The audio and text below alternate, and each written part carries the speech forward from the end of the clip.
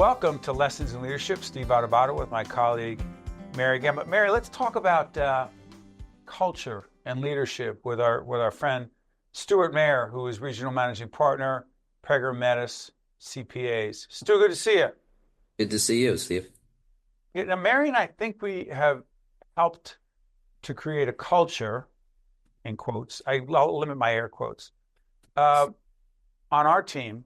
But we have a small team of 8 to 10 at any one time and a whole bunch of terrific freelancers. We think we've created a culture. First, what the heck does culture mean? And B, describe the culture that you and your team are leading at Prager Metis.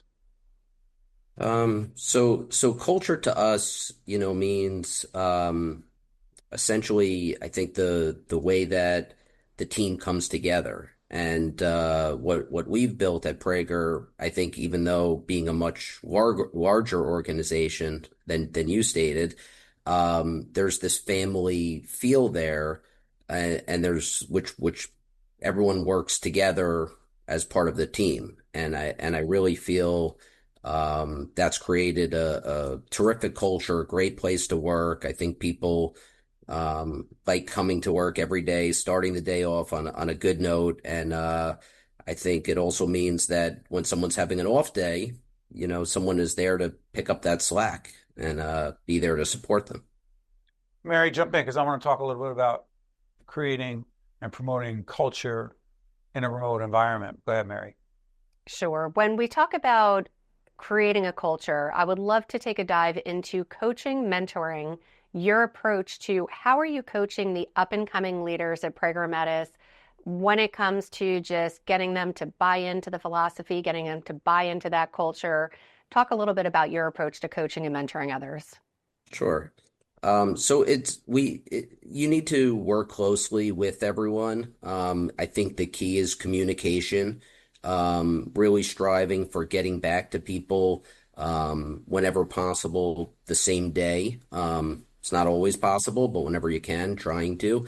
And I think it's an approach to sort of taking the people and I think hopefully conveying to them the lessons that I myself have learned over the years, which is it's not always about the business and the clients and all of that. It's really about the people and being able to lead the people and communicate with the people and create those relationships with the clients, the people, and amongst the staff. And stay on that, Stu. Yeah, Stay sure. on that. I'm sorry for interrupting. We've had this conversation about relationship building with Glenn Friedman, who was the first relationship we had at Prager Metis, and Lori Roth, the CEO now. Lori and I talk about relationship building all the time. And you and I, we've talked about this as well. How intentional is your relationship building efforts? Because some people keep telling me that it's organic. I don't buy the organic thing. I believe you have to be consistent and intentional in building relationships as opposed to they just happen. Go ahead. Yeah, so I agree. I tend to agree with you. I think that you do have to, it is something that takes constant, follow up and follow through. And it's a constant sort of fostering of those relationships. And without it, no, I don't think it just sort of happens. That would be ideal. Although I do think in our world of Prager Metis, it does really feel natural, which is nice. It does not feel something that's forced upon you. So I But do. Stu, intentional doesn't have to be artificial. Intentional Sure. means there's a reason why I'm reaching out for Lori. There's a reason why I'm connecting with Glenn or anyone on the team. You're being intentional, meaning you have a reason for doing it, but it's not always. Often it's about the other person and how you can be helpful and of service. Is that what? Because that's how I view it. How about you? No, I tend to agree with you. I think that that you learn a lot from. I've learned a lot from both of those people that you mentioned, Glenn and Lori. and Glenn and Lori, and I like to take things that sort of they've instilled in me and be able to translate that to others, and hopefully maybe putting my own spin on it, making it a little bit about, what I've learned differently, That's right. over the years. And also, Mary, that's about a culture of coaching and mentoring. I was Right, just going to Mary? say that, and All yours. it got me thinking when it comes to your own leadership at Prager Metis, you have evolved as a leader. We have all lived through the pandemic. We have all grown as we coach and mentor others on our team. If you had to pick one major lesson that you have learned in your tenure at Prager Metis, what would that be? What is your greatest leadership lesson that you have taken away in your time at Prager Metis? So I would say that my greatest lesson is, sometimes you can't immediately be reactive. You have to sort of sit back, sometimes take a deep breath. Even, the way I said before about, trying to get back to someone the same day. Sometimes you're better off giving it that day. You can write back to the person if it's an email or if it's saying, listen, I'll get back to you by tomorrow. So at least That's right. you're communicating and responsive, That's but you get to breathe and you get to digest and you get to think it over. And I think that, allows you to take a better approach to the situation. And that's happened many times. And that took me a long time to learn. I think it was something that right away you had a sort of a first reaction. And usually, I guess your first reaction was not necessarily always the best / right reaction. It's so thoughtful what Stuart just said. He said actually taking the time to think. Could you imagine? I mean, and Mary knows that in my own leadership development, I react too quickly, too often. Oh, there's a problem. Let's fix it now. And Mary will be saying things like, okay, what are our options? All right, I know what the option is. It's one option, my option in my head. That is weak. That's not great leadership. And so as Stu said, getting back to someone and saying, listen, I really want to give some thought to what you're saying. Let me get back to you tomorrow by X, and thinking it through, brainstorming with other people, as opposed to thinking we have all the answers. Stu, before I let you go, one more quick question. Business development and leadership, we've talked about this a lot. It's critical to Prager Metis. It's critical to our operation as well. Business development, natural for most or a learned skill set?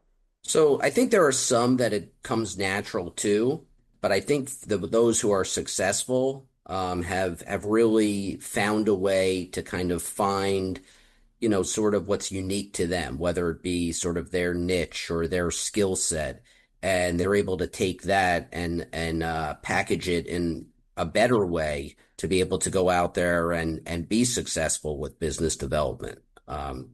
So I think that's where we've seen the best result. I think that's where I've seen the best result in terms of business development. And a lot of it comes from, again, those relationships, because a lot of times those relationships are what leads to the business development.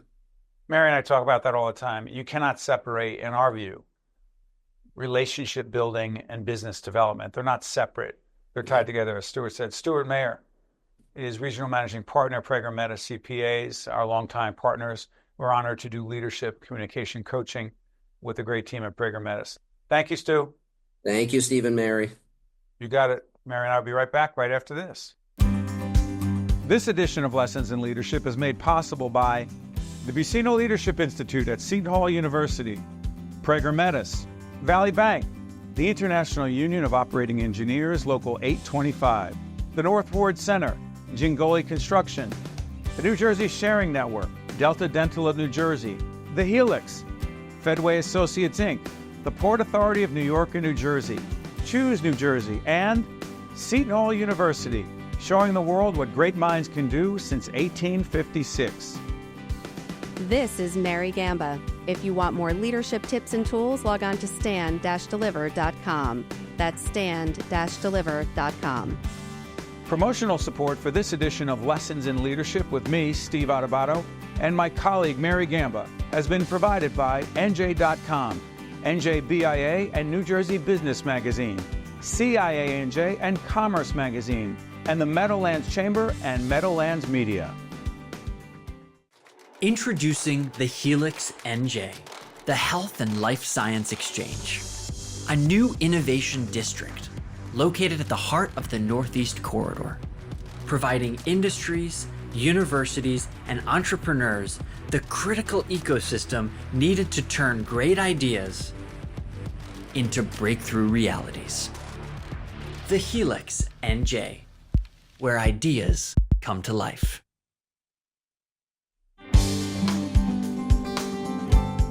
We are honored to be joined by Dr. Jeffrey A. Robinson, Interim Chancellor, Rutgers University-Newark, and the co-author of this compelling, important book. Came out in 2022 with our good friend who's been on with us many times, Randall Pinkett, Black Faces in High Places, 10 strategies, 10 strategic actions for Black professionals to reach the top and stay there. Yes. Doctor, first of all, thank you for joining us. Fascinating times in the spring of 2025 for the world of higher ed. By the way, check out our website, adubato.org. You'll see past interviews we've done with Randall. Why the book and why continuing to update it? Oh, thank you for asking that question. We wrote that book actually in the aftermath of the murder of George Floyd. That's right. And actually, we were thinking about some of the Blacks in corporate America and in different leadership capacities and their reactions as being those folks who were in high places to what was happening on the ground. And so what we wanted to do was to write a book that focused on not only those leaders, but other leaders, other Black professionals who have made it to the top, and what their responsibility is, what their path was to that particular high place, and really bring our perspective of how race and gender and hierarchy and corporations and all of these things combined for people as they make their way up that ladder. So that's what we were looking at.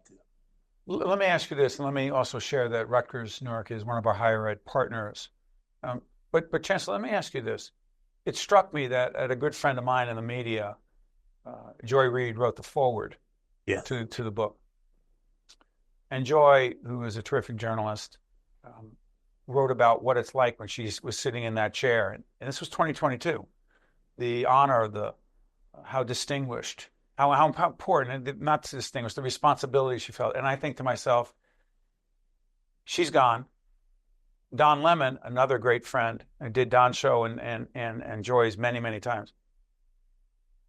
Is there a message there? Or are they totally unique, individual, isolated situations? Because these are two people who, Joy, the first African-American woman, primetime news program, and Don is Don, and he's a trailblazer. That's right.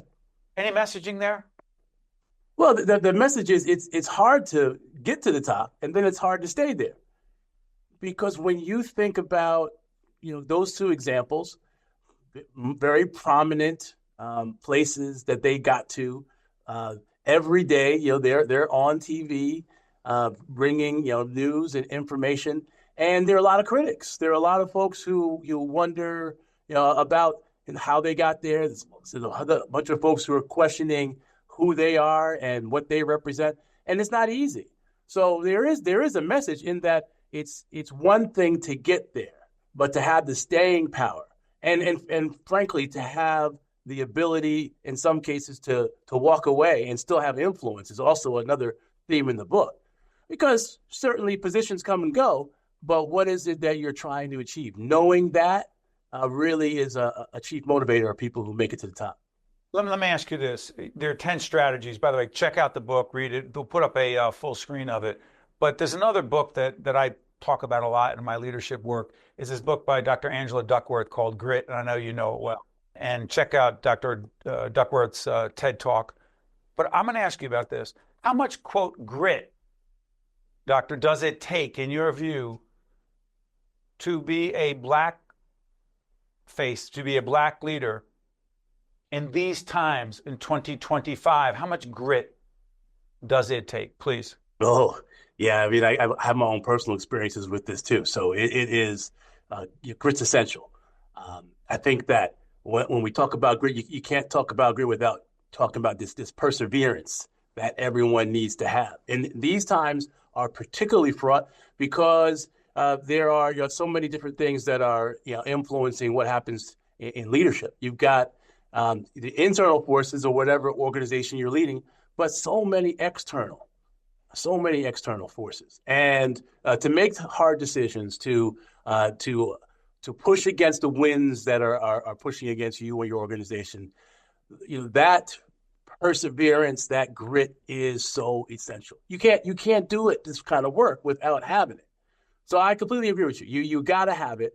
I think for Black leaders in particular, having a background where it was silver spoons weren't given to you, as we say, definitely helps, because having that background of you had to earn some things, fight for some things, that your family did that, definitely bodes well for what you will be able to do later on in leadership.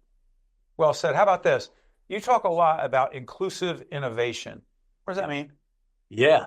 Well, let's start with innovation. We got lots of folks who we want to work on innovation in healthcare, innovation in technologies. So who's coming up with these incredible technologies and new, from the new devices that we want to use, the new computers we're going to do, the new innovations in healthcare, cancer treatments, et cetera. The challenge is over the if you just look at the last 30 or 40 years, most of the people who we highlight as the innovators have been a lot of white guys, and innovation can't move forward in this country without including a whole lot more people. So the gist of the idea of inclusive innovation is, let's get everybody around the table. Let's make sure our pathways are clear so that we have a diverse set of innovators who are making contributions to this country. That's the only way the United States is going to be competitive in the future, is to make sure everybody is contributing and at the table. Let me ask you this. Your background leading into the role of chancellor at Rutgers University-Newark. When you were coming up as an academic, as a scholar, and also an entrepreneur in higher ed, and also writing this book with Randall is very entrepreneurial as well. Was it your goal to become the chancellor? Yeah, that's a great question. I thought about it, but it wasn't something that was on my radar right away. To your point, I had a very successful academic career, and I like being in the classroom and teaching. But there was a chancellor in place, Chancellor Nancy Cantor, who tapped me to be the provost, and she saw something in me, and I thank her for that. By the way, that's leadership, seeing leadership in others. That's right. Go ahead. That's right. Go ahead.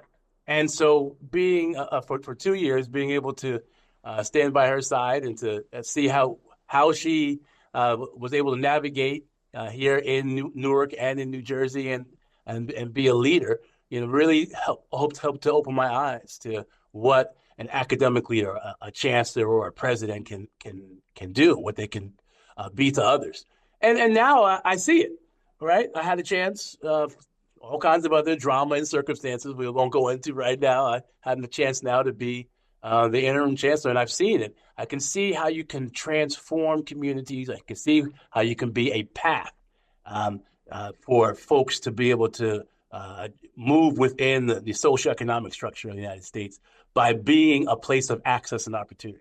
So I love thinking about how to unleash that kind of talent. And that's what I see now, that being a chancellor is an opportunity to do that.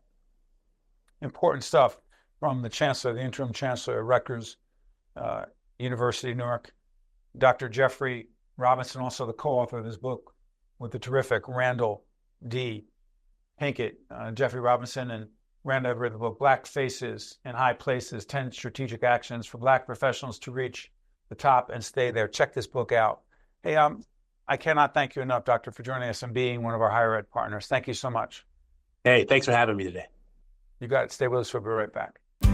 This is Mary Gamba. If you want more leadership tips and tools, log on to stand-deliver.com.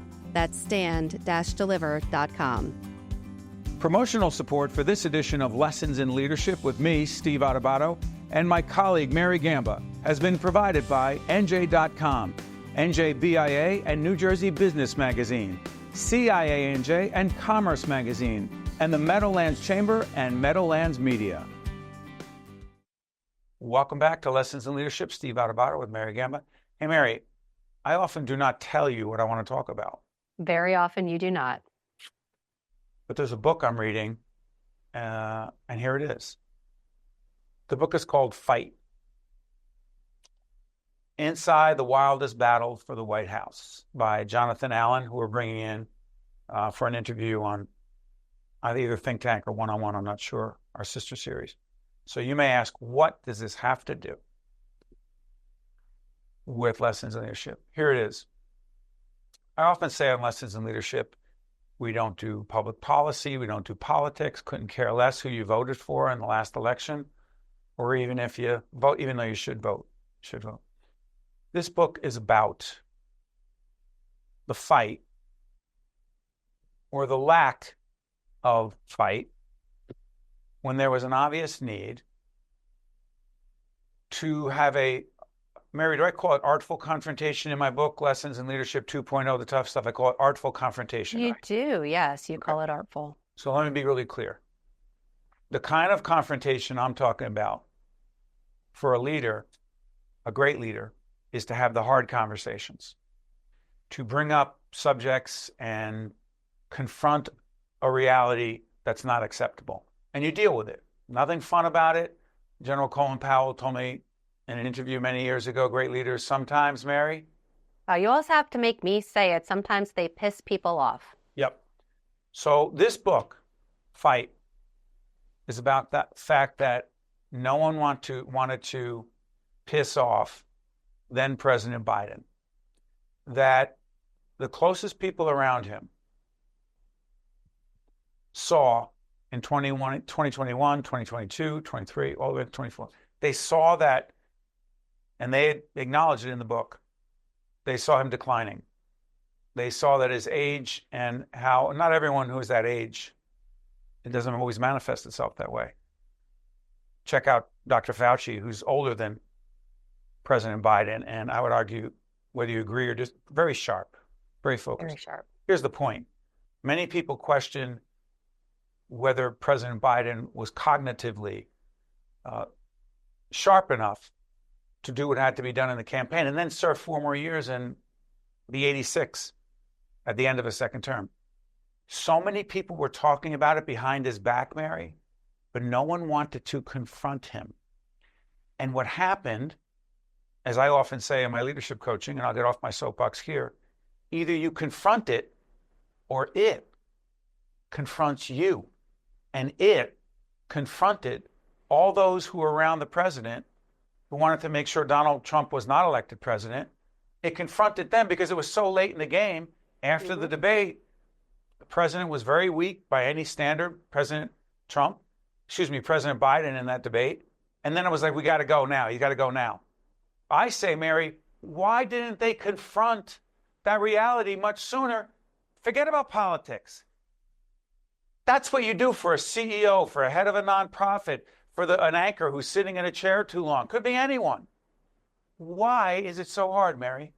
It is so hard for so many reasons. I think first and foremost, the people By the way, that was a long buildup. Go ahead. That was a really long buildup, but it was good though, because as you said, I don't know, nor does our viewer know, what it is that you're going to be asking. So it did need that buildup. But I think the biggest reason why that happens is that because of fear.